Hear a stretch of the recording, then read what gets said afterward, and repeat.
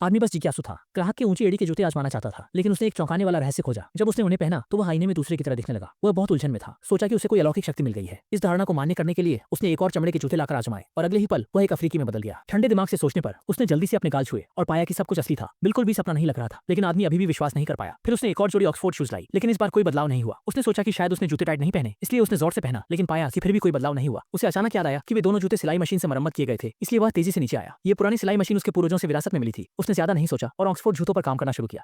मरम्मत करने के बाद उसने फिर से प्रयास किया और तुरंत बूढ़े व्यक्ति की तरह दिखने लगा। असल में यह रूप बदलने की क्षमता उस जादुई सिलाई मशीन से आती थी। कमरे में भरे जूतों को देखते हुए उसके मन में अचानक एक साहसिक विचार आया। एक उच्च गुणवत्ता के चमड़े के जूते पहनते ही वह अमीर बन गया और दूसरे जूते पहनते ही वह गैंगस्टर जैसा बन गया। लेकिन अगर गलती से वह किसी मरे हुए व्यक्ति के जूते पहन लेता तो कोई आश्चर्य नहीं कि यह जूता यहाँ इतने सालों से रखा हुआ था, किसी ने इसे लेने नहीं आया। इस तरह की क्षमता मिलने के बाद वह मेट्रो में बैठकर भी दूसरों के आकार से अपनी तुलना करने लगता है। क्या यह उसके जूते के आकार के बराबर है? तंज केवल दूसरों की शक्ल अपना लेना आदमी को संतुष्ट नहीं कर रहा था। वह दूसरी तरफ की जिंदगी जीना चाहता था, जैसे कि एक अमीर आदमी बनकर हाई एंड रेस्टोरेंट में खाना खाना, और जब बिल चुकाने का समय आए तो वह वॉशरूम जाने का बहाना बनाकर मौका मिलते ही अपनी असली रूप में वापस आ जाता।